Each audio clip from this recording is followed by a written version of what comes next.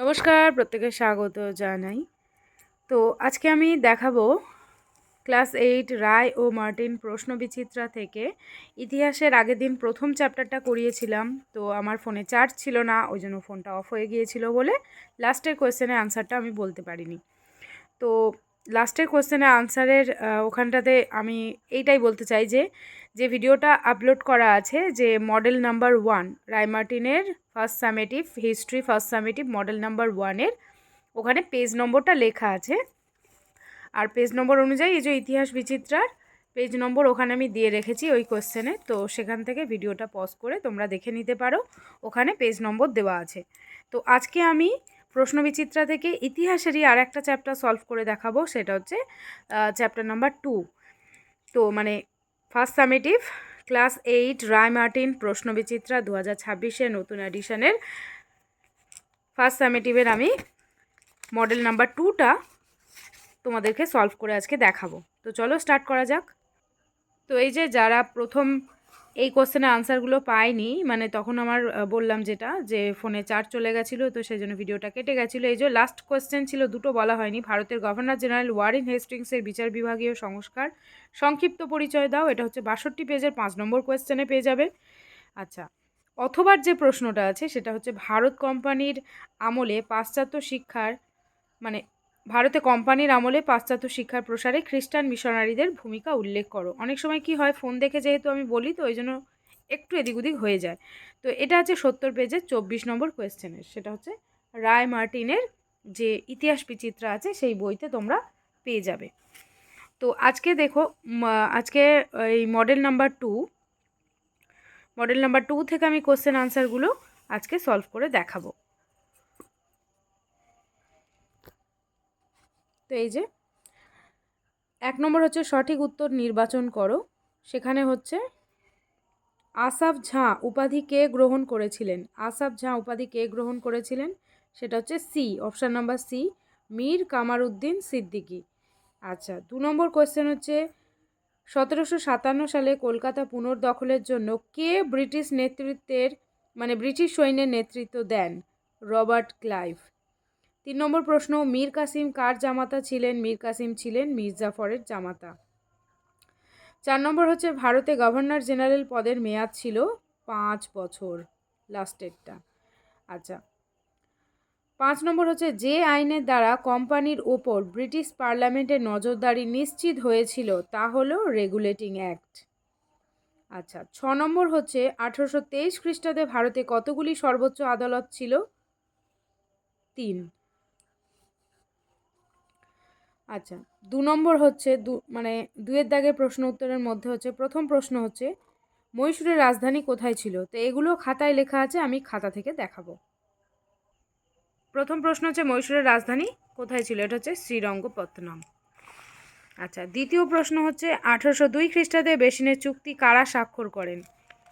এই যে 2 নম্বর প্রশ্নের উত্তর এখানে, ইস্ট ইন্ডিয়া কোম্পানির ও দ্বিতীয় বাজিরাও ও ইস্ট ইন্ডিয়া কোম্পানি দ্বিতীয় বাজিরাও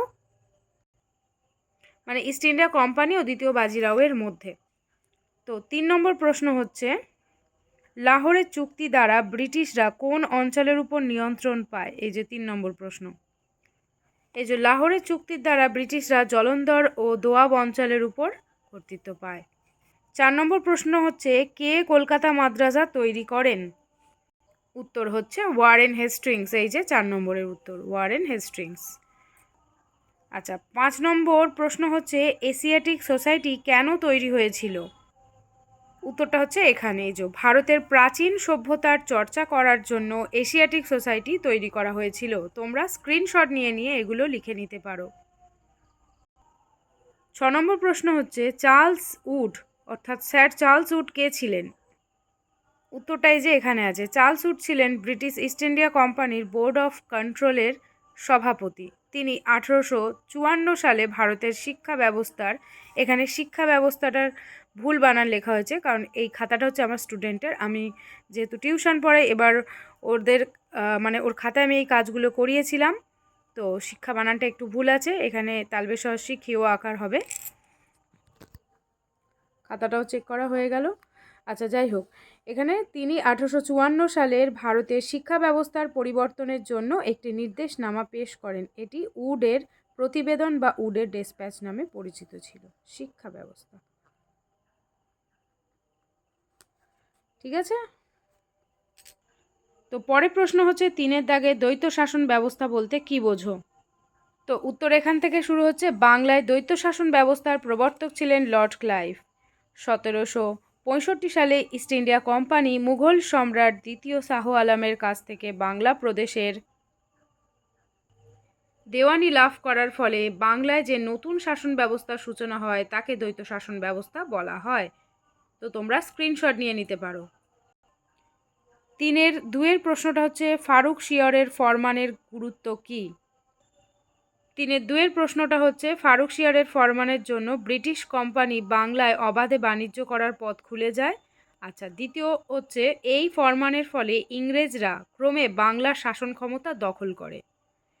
তো এটা স্ক্রিনশট নিয়ে নাও। আচ্ছা, 3 নম্বর প্রশ্ন হচ্ছে পলাশির লুণ্ঠন বলতে কি বোঝো? তো তোমরা ভিডিওটাকে একটু পজ করেও লিখে নিতে পারো। এই যে পলাশির লুণ্ঠন হচ্ছে এখানে 1757 সালে ব্রিটিশ 1757 সালে আর কি পলাশির যুদ্ধে ব্রিটিশ কোম্পানি জয়লাভ করে, এটা আমরা সবাই জানি। আচ্ছা, এই যুদ্ধের পর রবার্ট ক্লাইভ সহ কোম্পানির উচ্চ পদস্থ কর্মচারীরা প্রচুর অর্থ আত্মসাৎ করেন। সব মিলিয়ে প্রায় 3 কোটি টাকা মতো ব্রিটিশ কোম্পানি আত্মসাৎ করেন। ব্রিটিশদের এই অর্থ আত্মসাৎকে পলাশির লুণ্ঠন বলা হয়। আচ্ছা, 4 নম্বর প্রশ্ন হচ্ছে বেঙ্গল প্রেসিডেন্সি কিভাবে তৈরি হয়? তো এটার উত্তর আছে সহায়িকার 77 নম্বর পেজের 6 নম্বর কোয়েশ্চেনের।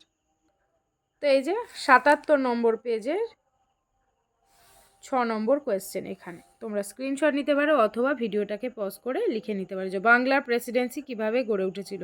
বাংলা বা বেঙ্গল প্রেসিডেন্সি গড়ে উঠেছিল কলকাতাকে কেন্দ্র করে। ব্রিটিশ কোম্পানি 1757 সালে পলাশির যুদ্ধে জয়লাভ। 1765 খ্রিস্টাব্দে বাংলা, বিহার, উড়িষ্যার দেওয়ানি লাভ করছে। 1772 সালে ভারত নিজামতের অধিকার লাভ করে বাংলার উপর কর্তৃত্ব প্রতিষ্ঠা করে। ফলে কলকাতাকে কেন্দ্র করে বাংলা ভারতে কোম্পানির প্রধান ঘাঁটিতে পরিণত হয় এবং বাংলা প্রেসিডেন্সি হিসাবে গড়ে ওঠে। বাণিজ্যের নিরাপত্তার জন্য ব্রিটিশরা কলকাতায় ফোর্ট উইলিয়াম নামে একটি দুর্গ বানিয়েছিল।